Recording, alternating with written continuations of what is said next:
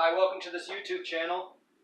Today I'm going to be unboxing an 80cc bicycle motor kit. And I pulled this bike off of Craigslist for $40.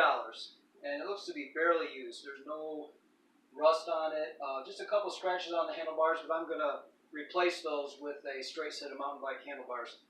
So, without any further ado, I'd like to I saw this on the porch and I was thinking, hey, this has got to be it. So hopefully this is it. It sure looks like it.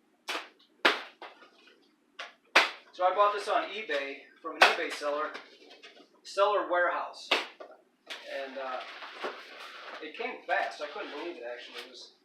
I was thinking it was going to be a whole other week, so I was actually very pleased with that. And it came in this big old box. It was sitting on my porch, and sure enough, there's the sprocket. So I'm in good shape. Looks like some documentation. Pretty straightforward. It shows the exploded view, 48cc and 80cc bicycle engines, step 2, step 3, step 4. These are pretty straightforward to put on, so there's that. If you have any mechanical ability, if you're completely lost to the mechanics, and you don't know what lefty-loosey or righty-tighty is, if you don't know that, then you might not want to attempt it. If you know what that is, then you'd probably be in good shape. And as you can see, I just pulled a little bit of styrofoam away, and that's how it comes in the box. Looks like the chain is off here to the side. Here's the motor itself. You have 2 handle grips. One's going to be motorcycle style for the throttle. And here is the fuel tank. The rest of the chain. Here's the fuel tank cap. So that's the majority of that section. Well, it's all of it, except for that piece of styrofoam. And then everything else is in this box. So I'll just set this aside and try to make view a little bit. My birthday's coming up, so this is awesome for me. I think if you have something fun in your life and you've already used up everything that's been fun, you should get yourself something nice. And for just, $200, I've got the used bike and I've got this. It's really a steal, honestly. Here's the carburetor. It's air intake there. Quite a few parts in here, as you can see. There's the handle. That's for the clutch. This is the spark, I believe, the CDI or something. I'm not sure if you get a note here. You see here, but here's a couple of cables. This is for the throttle. This is all for the sprocket in the back. You've probably seen that put on. Kind of a rag joint deal there. This is the muffler, ready to go.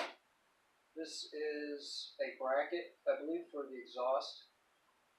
I've seen some say upgraded kit, and they changed this bracket. I don't know if anything else has changed, honestly. I just wanted the one that everybody has. So this seemed to be really the one that almost everybody's been using, and this is the chain guard here. So that's how it comes in the box. It came fast. Everything's in good shape. There's a couple fingerprints on this. I don't know if that's mine, but it's not really scratched up. I've gotten things from Harbor Freight, and for the price, you really can't complain, even if there are a few scratches. You just figure they're just pumping them out, kind of like Star Wars. And you just figure, hey, you throw it on there. It's extremely economical. And what a neat, I almost want to say toy, but this is actually some people's ride to work. This is how they get to work. 100 miles to the gallon, 30 miles an hour, and it may take some tinkering though.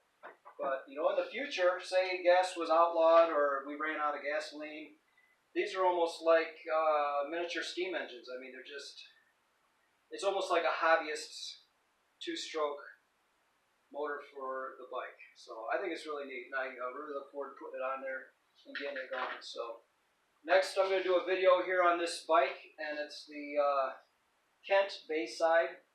It's a 26-inch cruiser, and I picked it because it's steel, and steel is going to be better for the bumps. It probably won't crack as easily, and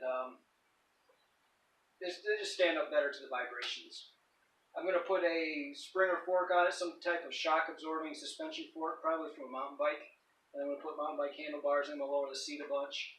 And I might do some style things over time, and maybe eventually put in the jack shaft and the shift kit, which is another reason I bought this one, is because it has speeds. The Cranbrook doesn't have speeds. It's really a good bike.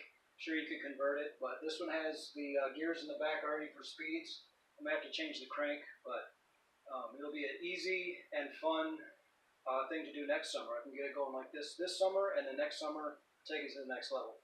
So that's all for the unboxing. Look for my next video on the 80cc motor kit from Solar Warehouse.